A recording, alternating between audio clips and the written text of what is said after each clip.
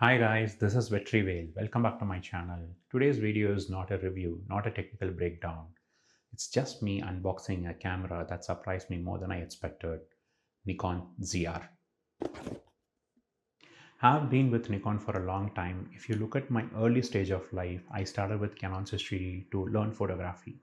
Once I learned photography, I wanted to convert into my profession. Then I have invested on Nikon D750. Though early stage of my career more into photography, I started investing money on f-mount lenses for my Nikon D750. Eventually, my interest turns towards cinematography. So when I was looking for upgrade to shoot videos, then I have invested on Nikon Z6. So once I purchased Nikon Z6 because of many other factors, because I can use my f-mount lenses on Nikon Z6 body with the converter, which saves a lot of money to buy the lenses. So that's how I ended up in Nikon Z6, having a trust on Nikon. They can come up with good innovation on the video. Meanwhile, no matter where I go, events, wedding, documentary film, or any promotional content, I could hear only the word Sony, Sony, sometimes Canon, because they were the leading in the market in terms of video performance. When I want to upgrade my gear at this time, specifically for cinematography, I had the classic filmmaker confusion. Do I need to stick with the brand? Do I need to stay loyal? Do I need to sell all my gear and buy the camera which is leading in the market? Honestly, today every camera looks good when you look at it alone. You will only see the difference when you zoom 200% on the recorded video like a forensic scientist trying to solve a case. So I asked myself a different question. Which company is really trying to innovate, not just recycling the same camera with the new name? Addition to this, are they running on the track?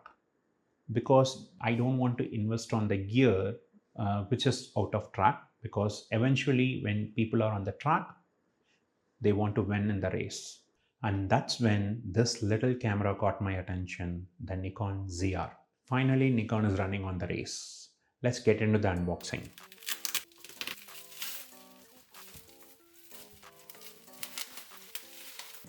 Again, not a review, just an unboxing and my first impression.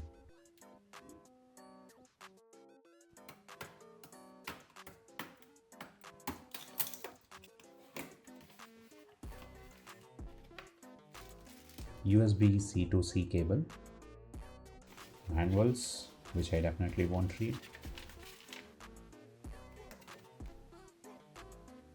charger, battery,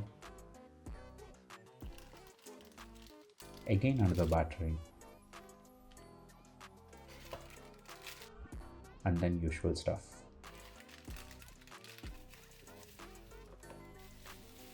And here it is, the Nikon ZR. Clean, compact, feels solid. You also get CF Express 160GB Type B card.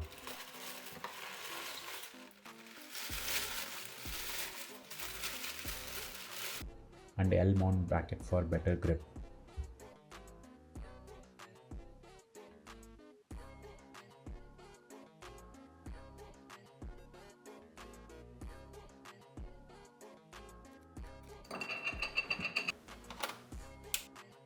This looks like a new beginning for Nikon in this budget segment.